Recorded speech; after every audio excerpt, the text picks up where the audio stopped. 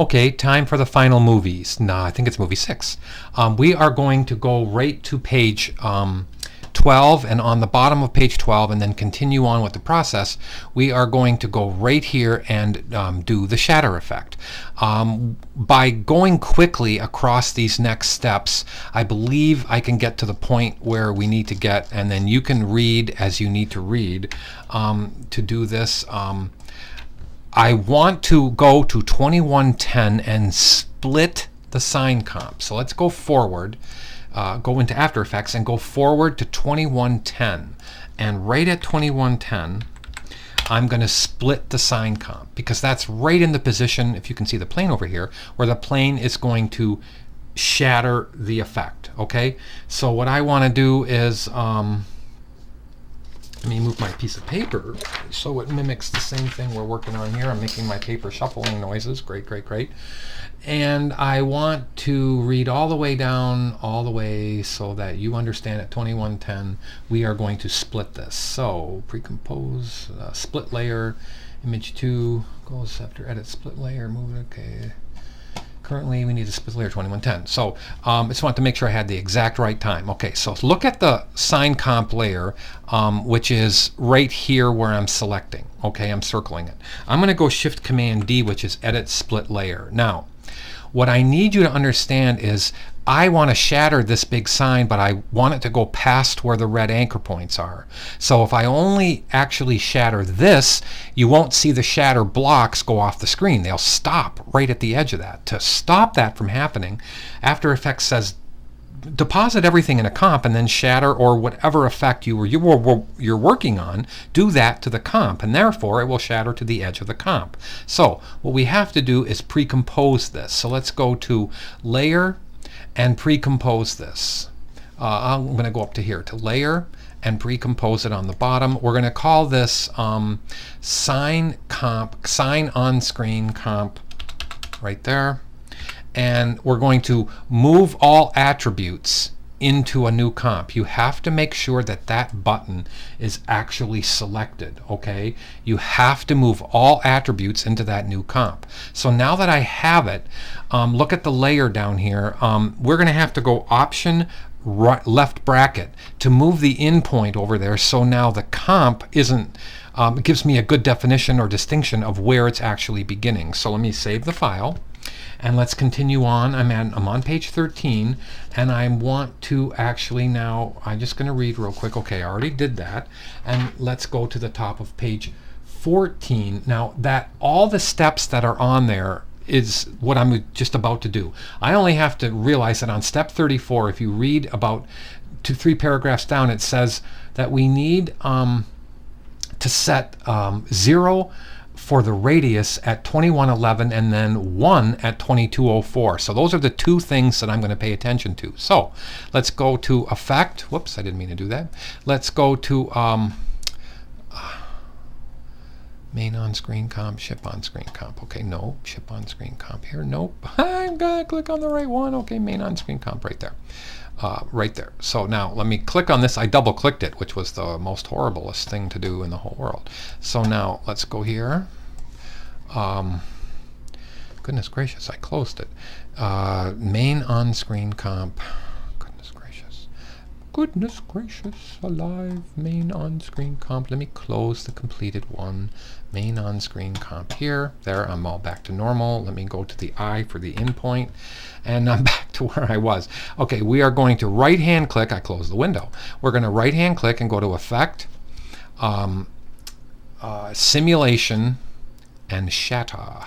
Now, what that's going to do is it's going to turn it into what's called wireframe and forces. And you want to do all of your stuff in here in wireframe and forces. So I'm going to hit the E key because it would take too long to try to redraw this on screen. Let me go to Fit. Now try to keep your eye on the ball here. Do you see that big blue circle? I'm going to get close. See the big blue circle? That's the edge of what is shattering. Now we're going to choose the following, and you can take whatever you want to do for the size, but look at over here where I'm doing this. More repetitions means the shapes will get smaller. I'm going to leave it as bricks. Okay, do I actually tell you what to put it on here? Oh yeah, leave it as bricks. It's a big window, Brian, just look at it. The repetitions I have at 5, I'm going to leave mine at 10. You can make yours anything you want. You don't have to do bricks. You can do any one of these things that are in here. I'm totally open to what you want to do, okay? Now, let's set this to a radius. So in radius on force 1, you're going to find, force 1 is actually the thing you're seeing on screen here, and I'm going to set the radius to 0. Now look at how the circle just got really small, okay? Now what we're going to do here is we are going to, at 2111, I'm going to set a keyframe for radius at 0. Then I'm going to move ahead to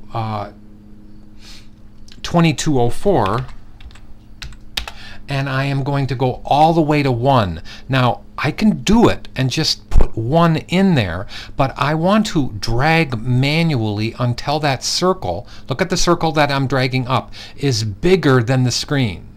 Okay? Now, it just so happens that 1 will be perfect. I didn't have to go to 1, but 1 would be perfect.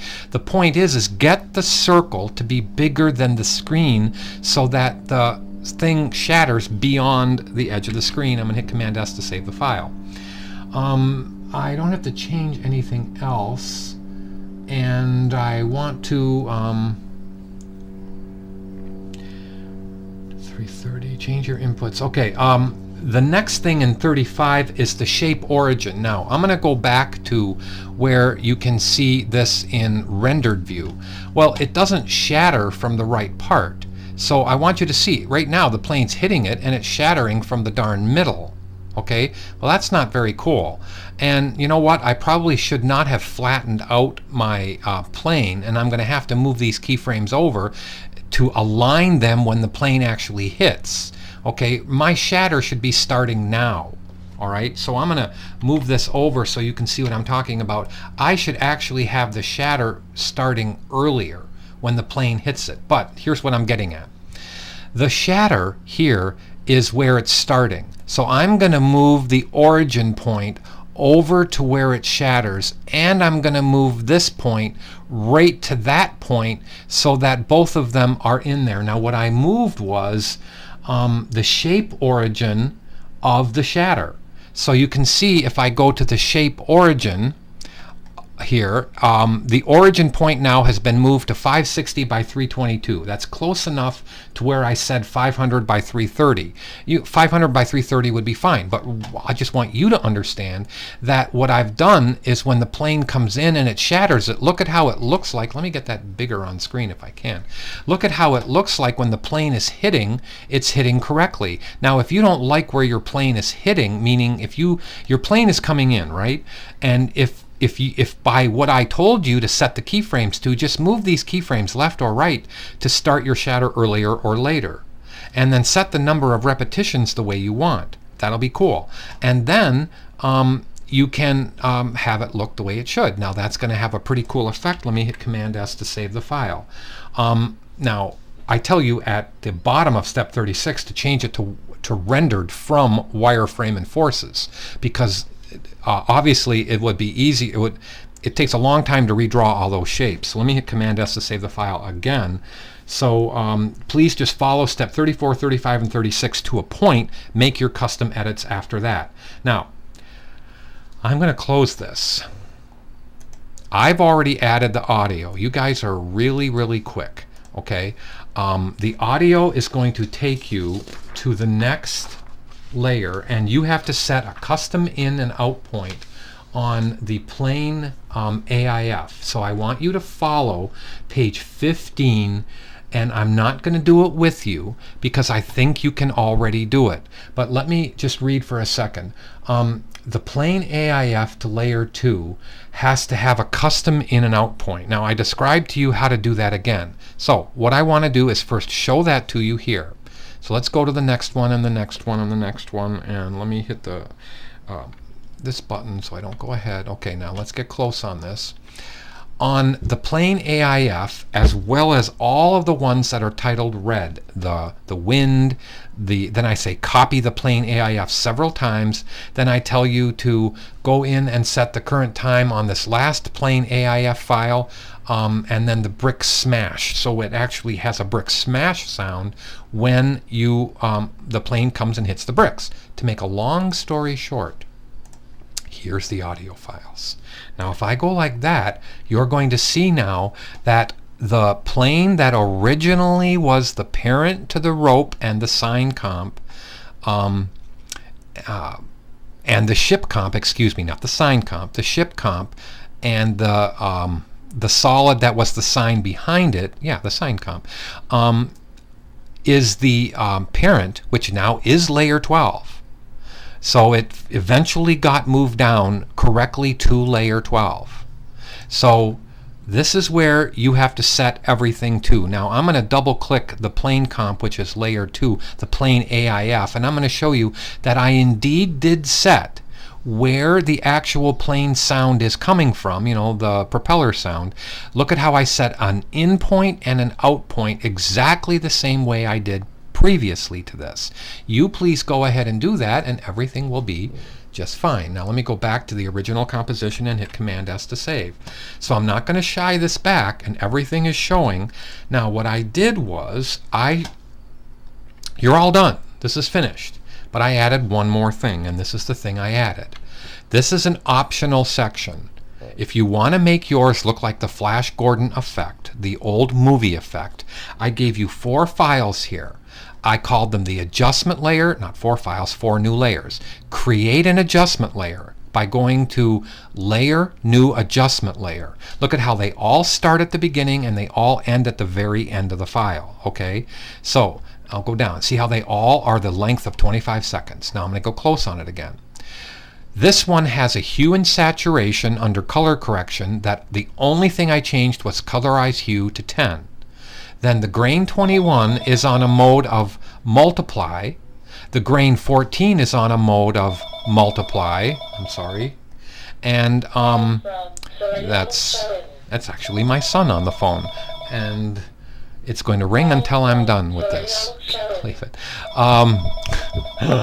Okay, so please set the scales the way you want, and please the scales, I'm sorry, set the scales. I put mine at 205% so that they were slightly bigger than, because I didn't want anything on the edge to show. So I'll go show you that right now. So if I click to the final effect comp, look at how the effect comp, okay, right there. Look at how the effect comp, let me hit UU on this so everything shows. All right, everything shows up like before. Now, look at how everything is slightly bigger. Look at how it's slightly bigger than the black comp background. And now this is the added effect. And it just hues everything to kind of a neat color. Okay? Hope you've enjoyed these movies. Please have some fun with this final effect movie. Use grain 21, grain 14, and the AB Alien, what was that called? That was the, let me go down here and go to video, and it was the AB Alien Atmospheres, which added just a little bit more atmosphere to it, a little bit of a cloudy atmosphere to the whole thing. Okay, so now that is the ship movie. Please take your time. I know I don't need to set audio keyframes with you. I'm a little concerned that I didn't go ahead and set all of these with you, but I think you will be able to manage it. All of these aren't that hard. Just take it one step at a time and position everything the way you need to position it per the handout, and you will be fine. Take care.